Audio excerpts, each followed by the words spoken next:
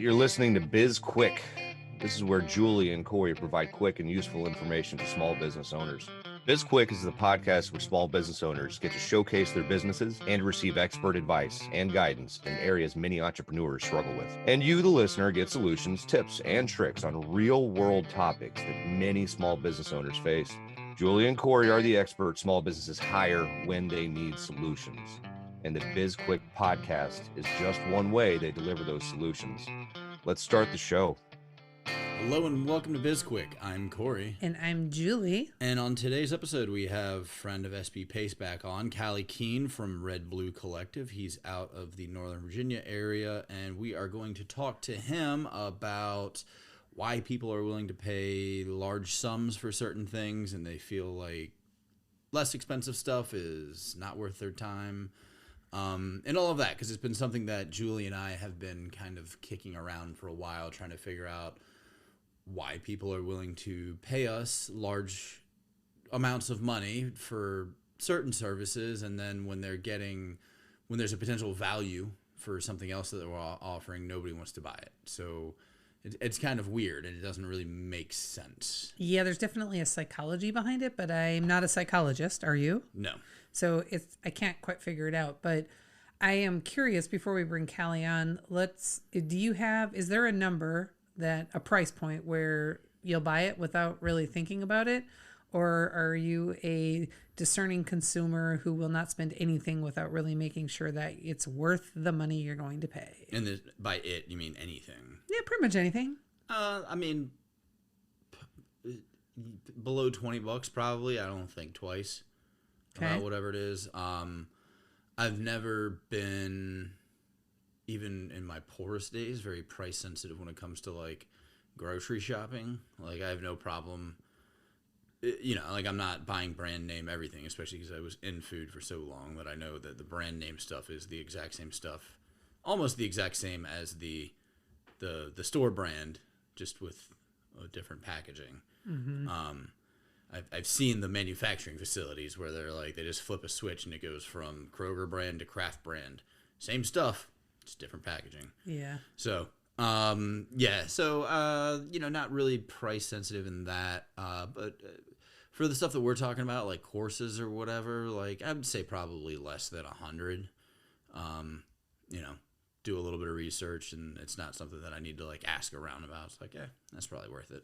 Yeah, what's weird is like we try and price our stuff so that it's the courses, our non-service stuff, right? The courses that we create, we try and price them as this click and buy, meaning it doesn't require a phone call for somebody to find out like, hey, is this worth the money, right? And even that feels like it's like pulling teeth sometimes to get people to see like, oh, is there $137 worth of value in this? We're going to teach you how to save like 5 hours a week. Is your 5 hours a week worth $137? But I don't think that people think about it that way. That's the thing. People are dumb. I agree. But unless you're a customer, and then you're not dumb. Or one of our many, many listeners out there. Right. Our listeners are not dumb either. Very smart. Good decision making. Yes. But I don't think people are thinking about value. They're not saying, oh, well, am I going to get, like, if I charge this and then X number of hours, like, they're not doing math in their head. There's the perceived value that they get. It's like if you were to go to Burger King and buy a meal. What do they sell? The Whopper there. Buy a Whopper meal. So the Whopper fries, get a soda, whatever. Mm-hmm. Take that sandwich and walk over to, for whatever it costs, $5. I don't know how much it costs, but let's say I don't know $7. Sure. Take it across the street to a full service restaurant, plate it up and make it look nice. The exact same thing. It's just plated differently, and you could probably sell it for $14-15. Doesn't the Whopper have special sauce though? That I'm fairly certain that's just mayonnaise and ketchup mixed together. But, you throw a little piece of garnish on the plate, maybe a slice of fruit that costs 8 cents, and now you're taking something that you paid 7 for and selling it for 14. And people just think, oh, because I'm in this place, it's supposed to cost this much. And vice versa, you take a nice ribeye steak and a baked potato from name a restaurant and package it up in a Burger King bag, and people are like, oh, I wouldn't pay more than $9 for that. When it's a $30 meal from a regular restaurant. Yeah. Yeah. But I think we all know that I'm not doing math in my head either, but I can certainly look at something and say, is there value in that? Right? Like if this cost me $37 or $137, is that, what would I have to get out of it for that to be of value? And that's how I look at those purchases. And maybe I'm an outlier. That's not how most people consider things. I don't know. But it's weird to me, right? Where it's not challenging. And maybe it's because of our personalities. When we talk to people and we talk to our clients and we're engaging and generally likable, and people are like, yeah, I want to work with them, right? But there's no access to us through our courses. You're getting this information and then you go do it on your own time. Maybe that's the difference. I honestly don't know. Well, yeah, and maybe people just perceive the fact that they're getting our time as having more value than something that they have to do on their own. Because a lot of what we do requires hand-holding. Yeah, like we're working with people who have never opened a business or never launched a website or whatever it is, and so we're having to walk them through every step. And I'm not saying that in a bad way. It's that's what we got hired to do, is to help them do that. Yeah. So, and it's figurative hand-holding. It's not literal. We're not violating anybody's personal spaces. Correct. Yes. But so I don't know.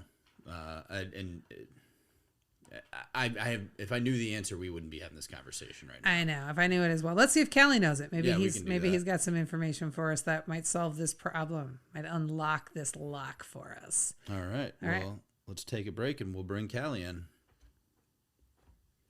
Hey everyone. If you're like most entrepreneurs out there, time is not something you ever seem to have enough of. We get it. There are a million things that need your attention, both in business and in your personal life. That's why we created Time Bomb. This is a self-paced course designed to help you determine what your time is worth and where you should be spending those precious hours every day. Right now, we have an option to buy the bundle, which also includes products designed to help you become more efficient with your time. It's a $70 deal you're getting for only an additional $30. Head on over to sbpace.com to learn more. Time Bomb. Take control of your calendar, gain control of your life. All right, and welcome back to the show. We've got Callye Keene back on, Red Blue Collective, and we are going to talk about why we can sell really expensive stuff easily and why it's hard to sell the less expensive stuff. Welcome back, Callye. Thanks for having me. I'm actually really excited to jump into this, and it's not an area where I'm like, okay, guys, I figured it out. I'm Prometheus. I have the fire of the gods. I've figured out and cracked the code here. I'm learning. Yeah, I'm learning why this is. I'm excited to talk about it too, because this is a conversation that you and I frequently have offline, where we're like, how come you can sell something for $10,000, $20,000, $30,000 and it's done with ease, and you get somebody, you have a product or a course or something that's like $97, or you have a reoccurring subscription for $99 or a course for $137, and you can't get people to buy it. And I don't understand it. And I don't have the answers either. And unless Corey has them, I think this is just going to be a conversation about what we surmise is happening. Yeah, I've actually been keeping that answer to myself this entire time. He's just watching all of his friends struggle. Yes.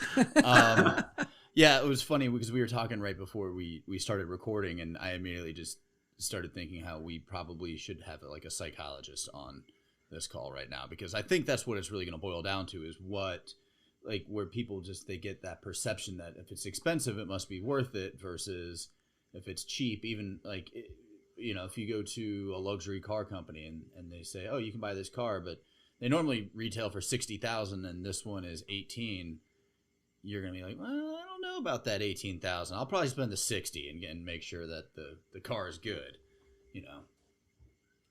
But I have no idea. I don't know what the answers are. We see it with product all the time. On my side of things, with clients' products, we look at it and they see, hey, somebody's selling this for $49, so mine should be $37, right? I'm like, can it be $250? Like, I also found one that's selling that's $24,000. Like, what's the difference between that $24,000 one and the one that you're selling? Like, not much. No, there's a huge amount, but we have to figure out what that perceived value is. And I understand how this works in physical products, but for the knowledge space, moving from, I guess, I hate the term high ticket. I think that's like a made up term that people that sell courses about selling courses have created to like hoodwink us all.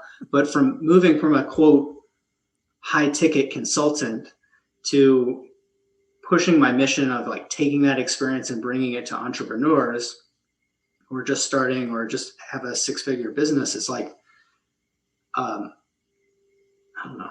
I was talking last week. I said, I'm like not a very good guru. I'm just a bad guru, because they want to do these cheap courses and then scale up to expensive, done for you and one-on-one. I'm like, that's the world that I came from. I just don't understand the cheap side of things. Like, I don't either. I don't know the guru side of it. I don't understand either, but I mean, I don't understand how anybody would want to frame themselves as a guru, right? Yeah, super weird. And I think I shared this with you, Callye, that, I have a friend who literally paid somebody from Clubhouse $5,000 to find her passion, right? Yeah, and it turns out that her passion is exactly what I told her it was 6 months ago when her and I were having a conversation, because she told me what her passion is, right? It's not because I am a psychic or a guru. I just listen well.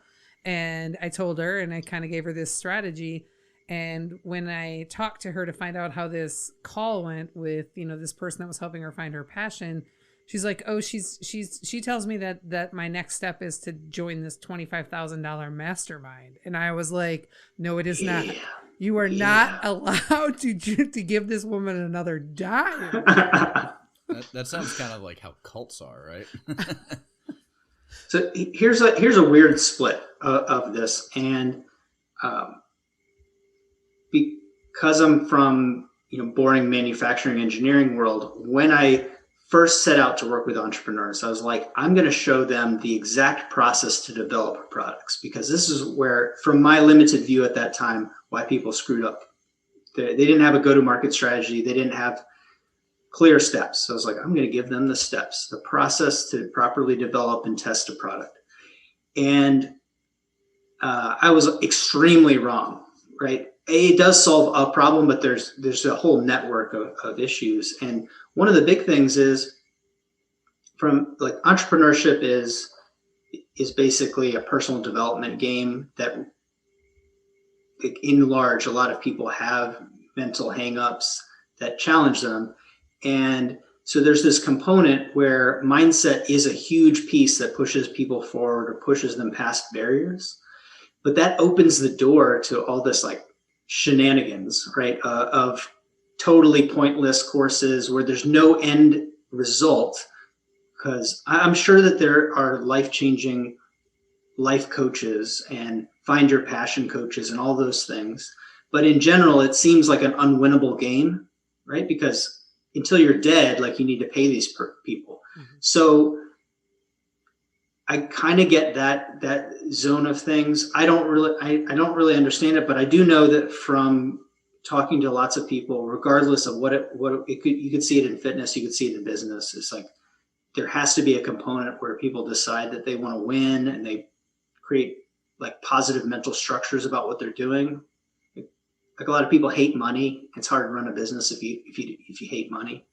It's like a common one, but I don't know. I think on the lower end, so this will be like my first piece, is like, on the lower end, it's really easy to be associated with people that are selling total fluff. It's like very difficult to discern between something that is like, I'm going to help you find your passion, or like, I'm going to give you this exact strategy to do this specific thing that you want to do. And it's very difficult for people to discern. Yeah, that's interesting. So first, there are people that actually hate money. Yeah, actually. So in my universe, inventors, people that associate, as inventors, they really dislike business and marketing in general. I have flat out had people tell me that they won't run Facebook ads because they think that ads are annoying. I'm like, okay, this is 2016. If you put $1 into Facebook ads, you just make money. It's just like ridiculous. And I don't think ads work because I think they're annoying. Okay. But yeah, there's people that maybe run like a B Corp, or they run a not-for-profit, and they have like an adverse identification with money. But a lot of people that identify themselves as makers or inventors, and they say, hey, I have this thing that I've created. I made 100 of them and they sold out and people want them. But like, I don't want to sell them for too much money. So I make them for $10 and I sell them for like $15. How can I turn this into a business? I'm like, dude, you're not even counting your time. That's like $10 worth of materials and you're selling it for like you'll never make money. Like you're already bankrupt. You've already lost your house. Like, before you even started, yeah. It's over. Yeah. Yeah. I tend to, so my strategy when I'm going to buy when I'm looking at, a $27, $37, $97 course, and, that's my sort of thoughtless price point, where if it's below $100 and it looks interesting, I'll buy it, right? Especially if it ends in a 7, I'm in, right? Woo. Yes, exactly. Now everybody knows how to get me.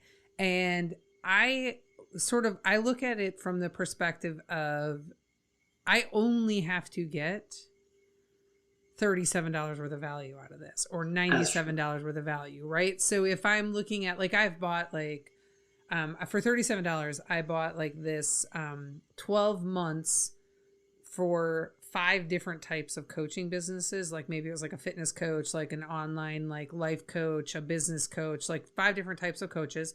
Each one of them had 12 months of content ideas, video content ideas, and it cost me $37. And I was like, that is at least, just given the number of options, that's at least 2.5 years worth of content that I can use. That's certainly worth $37 that I don't have to think about, right? So I kind of look at them from that perspective. And I think it annoys me that more people don't do that, because it'd be like, oh, I could completely get, $100 worth of value, or if you've got a subscription, $1,200 worth of value a year out of this particular thing. But people don't look at it like that. Well, I was gonna, the problem there is that you're thinking logically. You're not thinking like the advertisers want you to think, which is, here's this shiny nice thing, here's this perceived value because it's packaged nice, it has some wording that looks like we spent money on a website, so it must be worth something. It comes in a box, Julie, like they delivered it to me. That's the type of stuff that people think about. They don't think about, oh, this is guarantees on the box. Yeah, exactly. Yeah, I guess that's true. So let me, Callye, from a recurring like subscription, is that easier or harder to sell than like a one-time, $97, or the, hey, if you a 1-year subscription, $99 a month, or you can pay it all up front for $997? Yeah, it's super interesting. Yeah, I just launched an offer like that, and part of it is because I think by doing things like this, it kind of hacks my learning. It forces me to go into a perspective and understand this a little bit better. But I feel like this is the most difficult lift, is that low ticket subscription. And this is why, is because people have to imagine not just what they're getting, but what they will continue to get month after month. Like, how long will this be helpful to me, right? What am I going to get every month? Will I want to keep coming back to Julie? So instead of having them imagine, like you did, what value I'm going to get for $37, they're like, is this going to turn into like this monthly hassle, or what am I going to get? Where am I going to be in 2 months? I'm going to be a millionaire. Like I am not going to need business coaching after my product just blows up and me and Jeff are just, sailing on his yacht and doing all this amazing stuff. So, so I think that is the difficulty there. My thought process behind that is I get a lot of DMs like, hey, can we jump on a call? Can we do this? Can we do that? Hey, what's this answer? So I wanted to have one place where I just stick all those answers and just keep filling that bucket. And then if people are interested, it will accumulate more content, and then they can just subscribe to that. And so there's some other elements to it that you'll see come out, but like that's my thought. Selling the higher ticket course was also still pretty difficult, but I turn people down to actually just develop their product all the time. That's the weird thing, is somebody would rather pay me $50,000 to design their product than me show them how to do it like for $1,000. I think you hit a pretty good point there in terms of people, they don't want to do stuff. So like when it comes to figuring out pricing, oh, well, if I pay $99 a month versus $1,000 up front, I'm going to save, now I have to do math. Like, just do it for me and I'll pay for it. $99 a month for 12 months or $1,500 and I only have to do it once. Yeah, I'll pay the $1,500. That's easy. I only have to do one thing once instead of one thing 12 times, and people just like, I think from that perspective in terms of, I can pay you to teach me, or I can just, hey, you just do it. I'll pay for it. I don't care.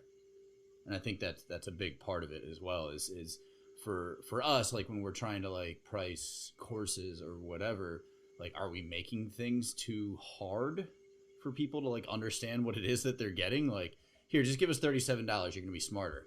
That's the sales page. Yeah. I also think, there's one of the things, so our Foundation 52, right? I think one of the things that we got really, really wrong with that, and that, I want to go back and do a rebranding on it, is that what we need to de-emphasize is the amount of stuff you get with it, which sounds counterintuitive, but if you were a small business owner and sounds like a lot of work. Right. So instead talk about like, here's the results that you can get if you take a look at it. If you are enroll in this versus here's all the stuff you get, right? And it's kind of the opposite of, I guess, what Russell Brunson would preach is, tell them everything they're getting and what it would cost and how they're going to get it for this, and then, make the sale. I mean, the value stack part is great. And we could get into that as like, the proportional consulting cost of what you're stacking in your program. And if you were to value stack it and say, this is what's included and this is what it would cost to do this with a consultant, and you're going to get it done with you, that value stack gets pretty ridiculous. That's interesting. But I agree is that it looks like a lot of work. Yeah. Right. So previously I taught startups how to get investment. Right. And it was a terrible program to sell because it takes 2 years. Right. And I was like, I know a lot about this subject. I can show a physical product company how to go from I have an idea to getting investment, one of several ways, right? Or getting funding, right?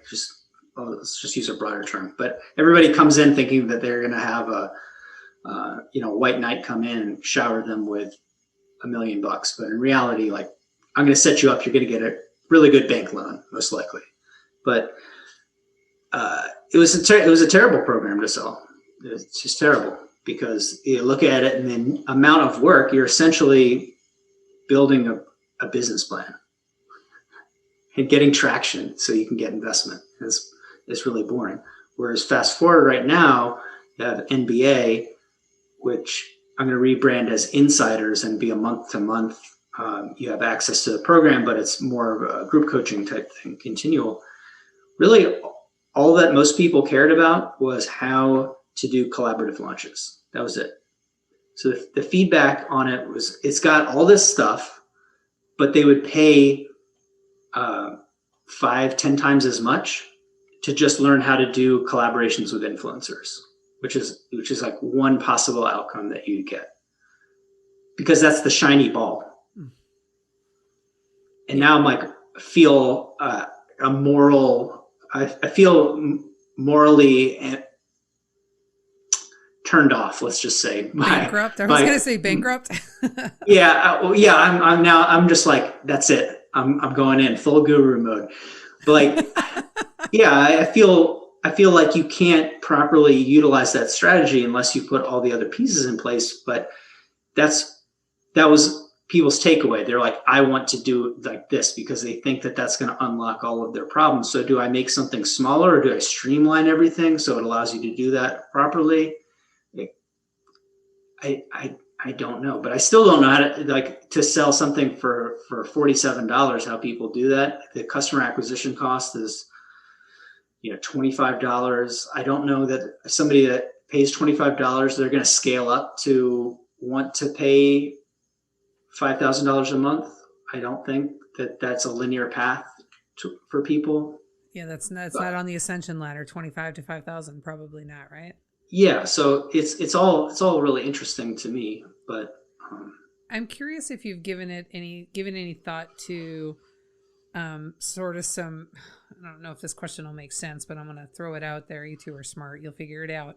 If what is some A/B testing that we could do around, like a high ticket, or like a high ticket item versus a low ticket item, and kind of figure out like what is driving people? Like what sort of factors can we throw in there, or what can we do to test it to see, like basically hack the system so that we figure out like, okay, I know how to sell $100 course, right? Like what kind of A/B testing could we do around that? So my coach I'm working with just says, don't do it. He says, don't do it, because it's like, it's the Olympics of selling an online product. It's easier. So your customer acquisition cost is, you can afford to pay $500 for a client if you're selling a $5,000 item easily, right? But with the way that Facebook ads and even Google pre-roll ads are running, you could pay $50, $100, $200, and if your product is $100, it's really difficult. Whereas once you have sold the higher end product, maybe your list is really large and you can do a soft launch into your list. Maybe there's, maybe it's a clear ascension ladder. Like it's just a piece of the bigger piece. I don't know, but what's funny is that he's doing lower ticket stuff. Your coaches? Right? Yeah. So his product is between $5,000 and $8,000 a year, but as of right now, he keeps releasing like $200, $300 offers. If you're part of the direct coaching, you just get all these offers for free. But I'm just like watching him build a Facebook group with 6,000 people in a week. And I think what he's doing is he's just spending a crazy amount of money, and he knows that a certain percentage of those people will then convert. So it's almost like he can filter out the people that do the work at the cheaper level and then identify who's getting wins and then convert them over to a higher ticket sell, which I understand that. But he's like, just sell expensive stuff. And I'm like, man, you sound like what I tell people about products. So I don't know. Yeah, I don't know. I mean, I read I'm not going to get the math right, but the numbers from the study 100% correct, but they did something where it was just people's just assuming when it comes to like discounts of items, 10% off a $10,000 item seems significantly better than 10% off a $10 item. You're getting the same percentage, you're saving the same percentage. And then, they were doing stuff like that. And it's just funny how people think like when it comes to math and And like, how can we test that? And I don't even know if it's possible. I mean, because also I don't want to throw a bunch of money at this just for fun. If we could get a grant.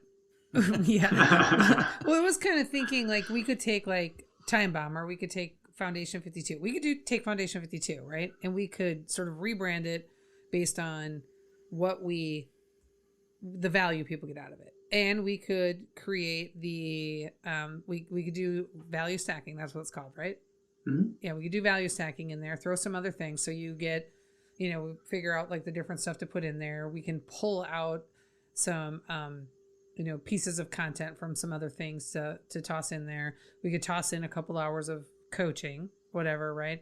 And we could just sell it at this ridiculous price of like, $7,000, $7,500, right? And so pretty much the exact same product is sitting over here for $1,200. We're going to demonstrate it as with a value chain or value stack. Yes. And create a really cool sales page for it and see what happens. Right. Yeah. And I just, it would be crazy to me though, if people were like, oh, I'm going to buy that. I'm out. Oh, hell yeah. I'm in on that. So with yours, it's so linear, like, and instantly implementable.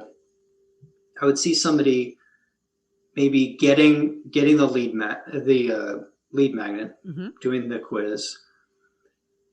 I'd see somebody then buying the product, and then on the checkout it says, you have your authority video, and it gives them, hey, I'm going to give you this one-time offer to discount.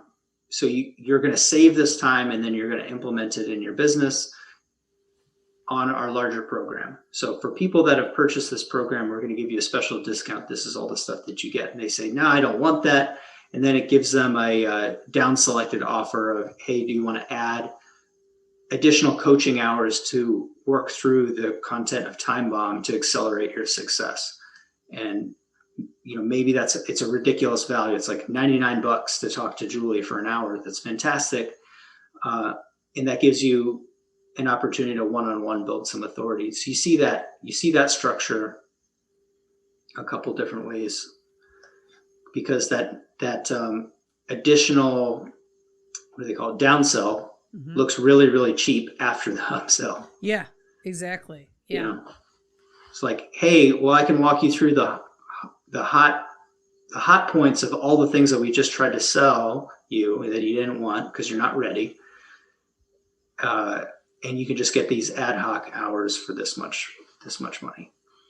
And I don't know, there's so many strategies out there, but it just blows my mind, because I see people selling things that are very expensive, like that life purpose product. And I see the pieces that are in what I work with people. And I'm like, if I just sold this, it would work. I think that it would work, but it wouldn't contribute to what my personal mission is. I don't think people would get the same level of success. So it's like, you got to hold steady though, right? You can't sell out.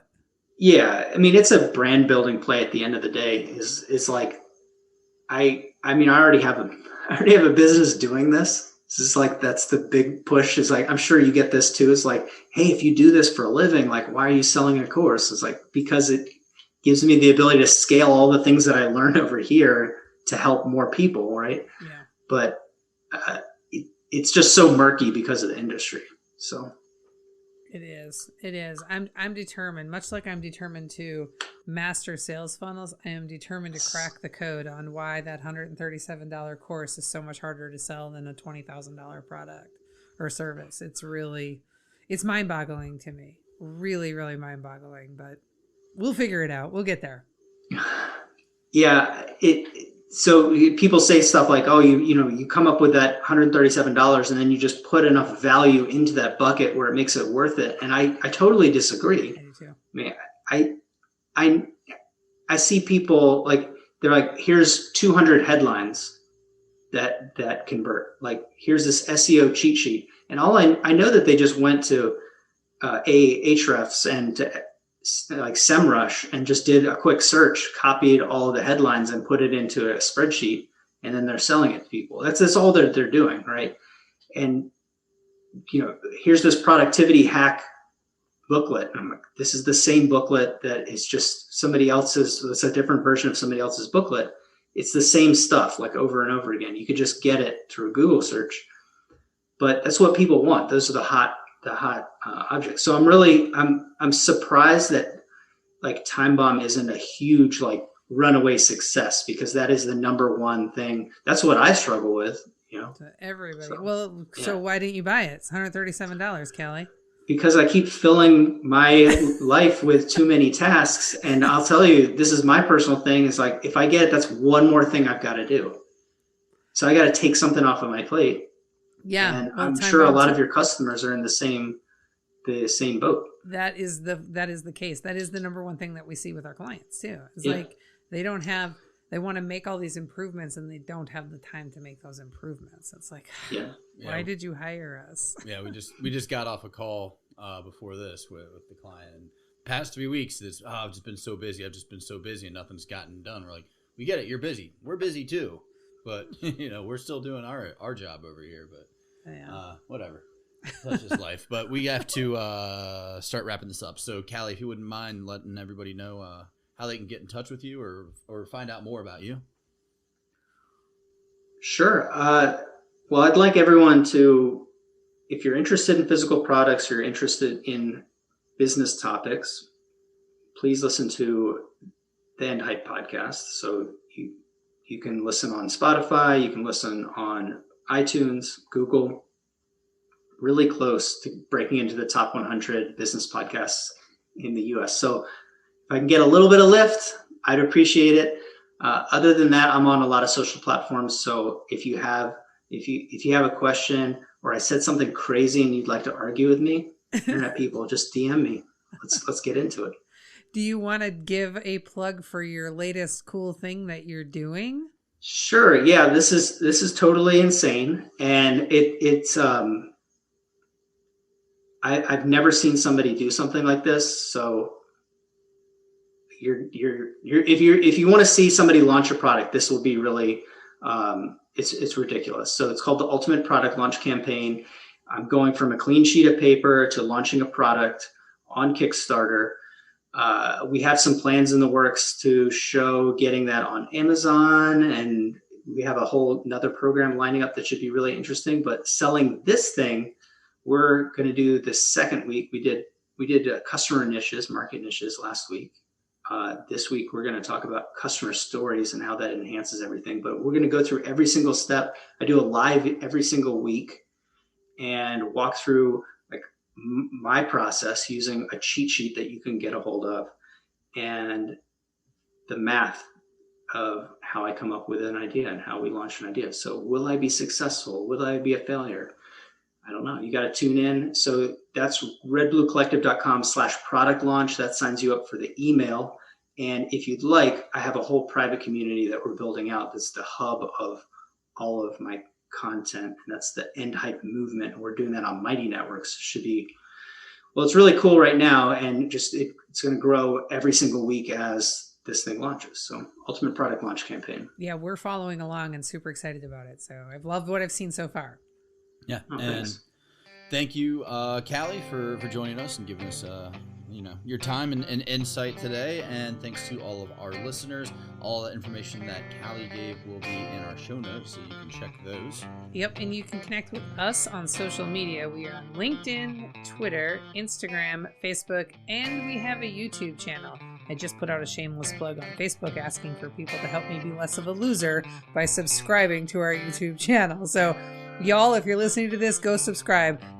Help me on my Less of a Loser campaign. You can also reach us on sbpace.com.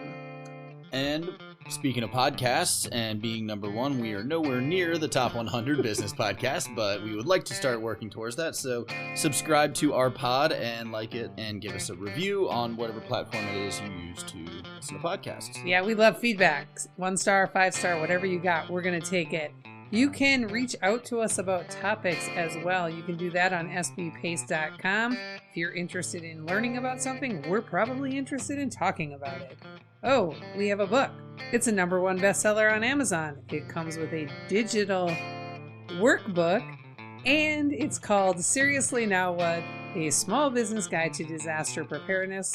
And if you've already bought the book, you should go review it. Nice work. Thank That's you. everything. I got it all. Got it all. All right. Well, that is it for today's podcast. I'm Corey. And I'm Julie. And this was BizQuik, helping small businesses across America.